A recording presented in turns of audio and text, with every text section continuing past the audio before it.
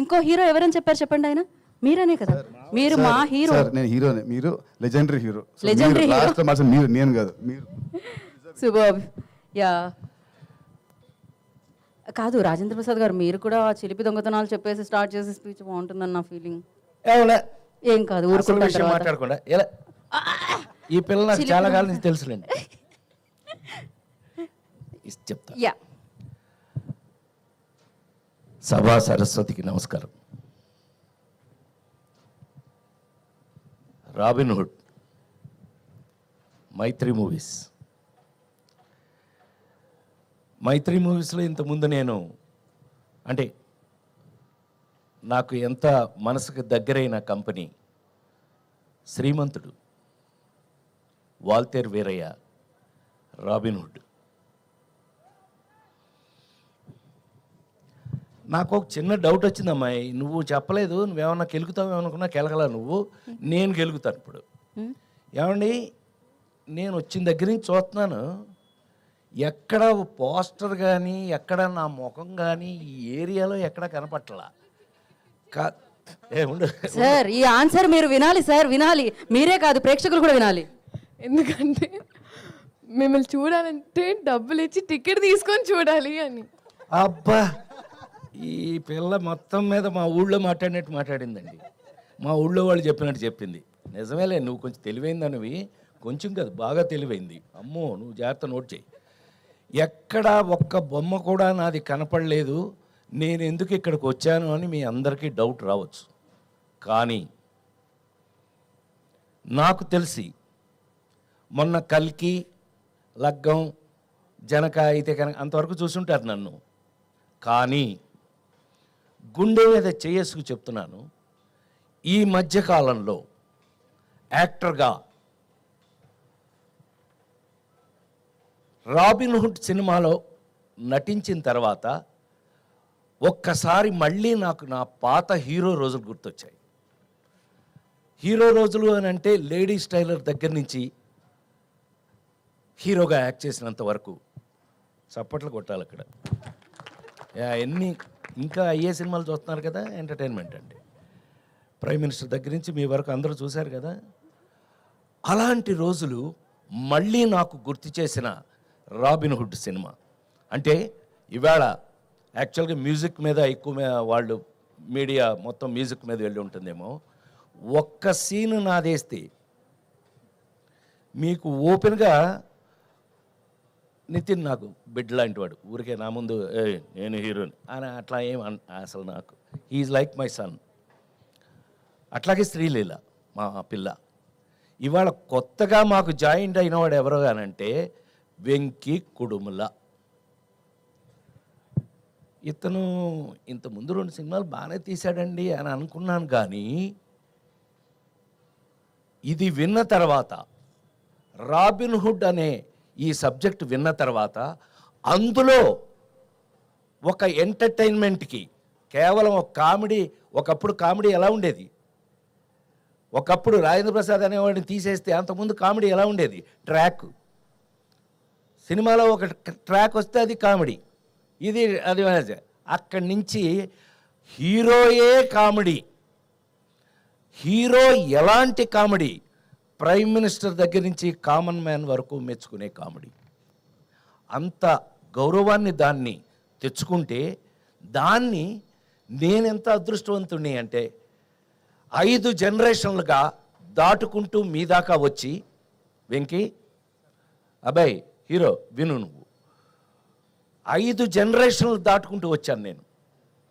చిరంజీవి గారు, క్షమించాలి, మా పెద్ద ఆయన నందమూరి తారక, విశ్వవిఖ్యాత నట సార్వభౌమ నందమూరి తారక రామారావు గారు, నాగేశ్వరరావు గారు, అదొక జనరేషన్. 2 కృష్ణన్నయ్య, సోన్ బాబు అన్నయ్య, అదొక జనరేషను. చిరంజీవి గారు, నేను, మేమంతా ఒక జనరేషను. మహేష్ బాబు, జూనియర్ ఎన్టీఆర్, నితిన్, ఇదొక జనరేషను.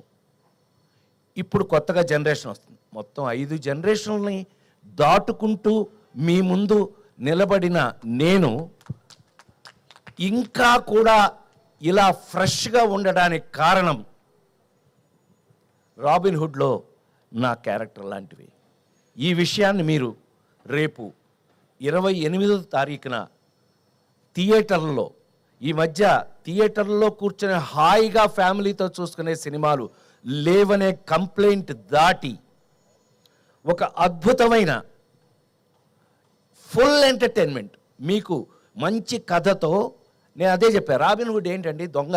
రాబిన్ హుడ్ అంటే దొంగ కదండి, వాడు ఇంగ్లీష్ సినిమాల నుంచి దొంగ కదా. అవును, ఈ సినిమా ఈ కథ చూశాక మన ఇంట్లో కూడా రాబిన్ హుడ్ లాంటి దొంగ ఒకడు ఉంటే బాగుండు అనిపిస్తుంది మీ అందరికి. ఇది గ్యారంటీ. ఇది కేవలం నేను ఒక ఫంక్షన్లో మీ అందరికీ మీ ముందు మాట్లాడడానికి నేను చెప్పట్లేదు.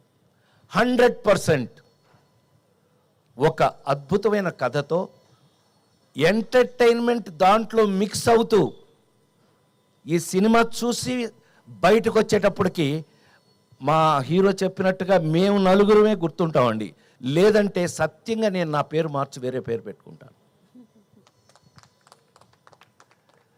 అంత కాన్ఫిడెంట్గా, అంత ఎంజాయ్ చేస్తూ, నేను ఆ రోజుల్లో హీరోగా చేసిన రోజులు గుర్తొచ్చినాయి అంటానికి కారణం అది. ఆ రోజుల్లో ఇలాగే ప్రతి సీన్ని ఎంజాయ్ చేసి, ప్రాక్టీస్ చేసి, దాన్ని పర్ఫెక్ట్ చేసి యాక్ట్ చేయటం జరిగేది. ఈ రోజుకి ఇన్ని రోజుల తర్వాత మళ్ళీ నేను ఈ సినిమాని అలా చేయటం జరిగింది అని 100% గుండె మీద చేసుకు చెప్తున్నాను. అట్లాగే ఈ సినిమాలో మనకున్న అదృష్టం ఏంటంటే, మా నిర్మాత రవి చెప్పినట్టు అన్ని డిపార్ట్మెంట్స్లోనూ, మ్యూజికల్గా, టెక్నికల్గా, అన్ని డిపార్ట్మెంట్స్లోనూ అందరూ ఇష్టపడి చేశారు. నాకు అసలు ఇవాళ ఈ మధ్య చాలా కాలం అయిందమ్మా ఇంత ప్లెజెంట్ ఫంక్షన్, ఇంత ప్లెజెంట్గా ఉండటం ఈ మధ్యకాలం చాలా రోజులైంది. అసలు టు బి వెరీ ఫ్రాంక్, నువ్వు అన్నమాట 100% నిజం. ఇంత ప్లెజెంట్గా ఉంది, ఇంత పాజిటివ్ వైబ్రేషన్తో ఇవాళ జరుగుతున్నటువంటి ఈ ఫంక్షన్. నిజంగా మీరందరూ మా మీద ఎంత ప్రేమతో వచ్చారో మాకు తెలుసు. దయచేసి నోట్ చేసుకోండి, 28వ తారీఖు నుంచి, ఈ నెల 28వ తారీఖు నుంచి దయచేసి థియేటర్లోనే చూడండి. ఆ సెల్ ఫోన్లోనూ, ఆ ఇంట్లో టీవీల్లోనూ. ఎస్, సినిమా ఇంటికి వచ్చేసింది. ఎస్, సినిమా అనేది ఇంటికి వచ్చేసింది. ఓటీటీ పేరు మీద, వేరే ఏ పేరు లేదా అయితే ఏమే, మొత్తం మీద సినిమా ఇంటికి వచ్చేసింది. కానీ నిజంగా థియేటర్లో కూర్చుని ఫ్యామిలీతో సహా చూడగలిగినటువంటి ఒక అద్భుతమైన సినిమా మనకు దొరికితే కనుక అంతకు మించిన ఎంటర్టైన్మెంట్ నాకు తెలిసి ప్రపంచంలోనే సినిమా అంటే అద్భుతమైన ఇంట్రెస్ట్ ఉన్నది ఇండియాలో, అందులోనూ మరి ముఖ్యంగా సౌత్ ఇండియాలోను, అందులో మరి ముఖ్యంగా తెలుగు వాళ్ళకి సినిమా అంటే ఎంత ఇష్టమో నాకు తెలుసు. నేను 48 సంవత్సరాలుగా సినిమాలో ఉన్నాను. నేను మీ అందరి ముందు ఈ రోజుకి నాకు ఇంత అద్భుతమైనటువంటి అవకాశం ఇచ్చిన నా కంపెనీ, నా మైత్రి మూవీస్. నేను శ్రీమంతుడికి మీకు విషయం తెలుసో లేదో అండి, శ్రీమంతుడి సినిమాకి జనరల్గా ఫ్యాన్స్ అందరూ ఇష్టపడతారు. అంటే నాకున్న అదృష్టం ఏంటంటే Chiranjeevi fans, Balakrishna fans, Nagarjuna fans, Venkatesh, అందరి ఫ్యాన్స్ నా ఫ్యాన్స్. అది నాకున్న అదృష్టం. ఎందుకనంటే అందరికీ కావాల్సింది బేసిక్గా ఎంటర్టైన్మెంట్కి మించిందే ఉందండి. టెన్షన్స్ అన్నీ జీవితంలో మనకు కావాల్సినవి ఉన్నాయి. అందుకని మరొకసారి మీ అందరి ముందు సవినయంగా నేను రాబిన్ హుడ్ సినిమాని 100% మీరు ఫ్యామిలీగా వెళ్ళి 28వ తారీఖు నుంచి థియేటర్లలో, అద్భుతమైన థియేటర్లో ఆ ఫీల్ తోటి సినిమా చూడండి. మీకు ఎంజాయ్మెంట్, మీరు హాయిగా అనుకున్న ప్రతి ఐటము ఈ సినిమా లేకపోతే నేను దానికి బాధ్యుణ్ణి అని మరొకసారి మీ అందరి ముందు సవినయంగా మనవి చేస్తూ, నాకు ఇంత అద్భుతమైన అవకాశం ఇచ్చిన నా కంపెనీ, సరే నా మైత్రి మూవీస్ నా సొంత కంపెనీ, చెప్పాను కదా శ్రీమంతుడికి, I should thank Venky Kudumula.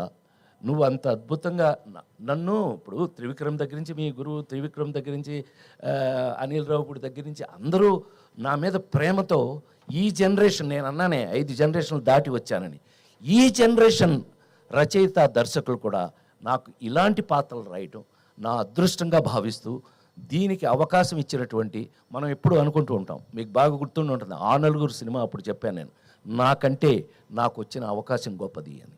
So ఇలాంటి అద్భుతమైన అవకాశం దొరికినందుకు మేము నిజంగానే, అంటే ఇవాళ ఎంటర్టైన్మెంట్లో ఛాలెంజ్ చేసి చెప్పడం కొంచెం కష్టంగానే ఉంది, ఎందుకంటే కామెడీ షేప్ కొంత మారుతూ వెళ్తుంది, కొంత బూతు ఆ టైప్లో వెళ్ళిపోతుంది. అలాంటి స్టేజ్లో మళ్ళీ మా హీరో చెప్పినట్టు ఒక అద్భుతమైన ఆర్గానిక్ కామెడీ అన్నాడు, అద్భుతమైన మాట అన్నావు, ఇది నేను ఎప్పుడు గుర్తుపెట్టుకుంటా. అద్భుతం, ఆర్గానిక్.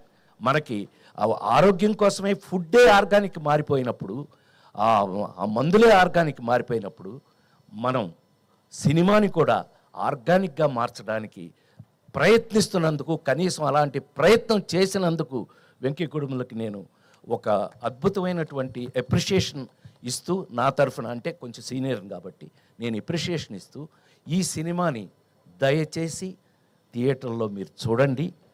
మీకు ఏమాత్రం నచ్చినా మీరు మమ్మల్ని గుర్తు చేసుకోండి, అదే ఈ జన్మకి నాకు చాలు అని మరొకసారి మనవి చేస్తూ, ఈ అవకాశానికి మరొకసారి కృతజ్ఞతలు తెలియజేస్తూ, మీడియా వాళ్ళందరికీ నమస్కారం. Thank you. Thank you sir, thank you so much. దొంగతనం అన్నావు కదా, ఆగు, నేను మర్చిపోయాను అనుకున్నావా, నువ్వు ఎప్పటి నుంచి నాతో ఏమండి నిజం చెప్పమంటారా అబద్ధం చెప్పమంటారా మహారాజా? నిజమే చెప్పవాయా అన్నాడండి మహారాజు. నిజమే చెప్పవాయ్ అని. మా నాన్నగారు స్కూల్ టీచర్ అండి, military school teacher. So school teacher అండి. ఎంత స్ట్రిక్ట్ అని అంటే, మీ అందరికీ చిన్న ఐడియా ఉండి ఉంటుంది, కానీ నేను ఎన్టీ రామారావు ఇంట్లో పుట్టాను.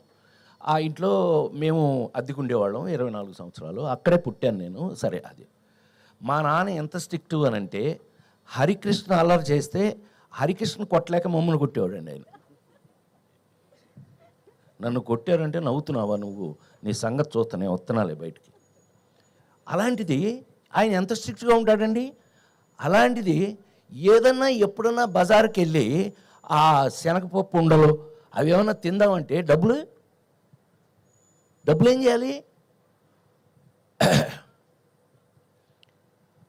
మా నాన్నగారి జేబులోంచి 5 పైసలు కొట్టేశానండి.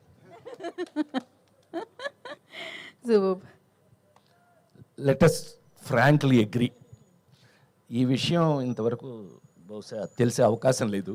సో చిన్నప్పుడు అలాంటివి అసలు వీటికంటే మరి ముఖ్యంగా ఏంటంటే, మా ఇంట్లో 4 బ్రదర్సు 2 సిస్టర్స్ అయితే అందరిలోనూ మా నాన్నగారి దగ్గర ఎక్కువ దెబ్బలు తింది నేనే.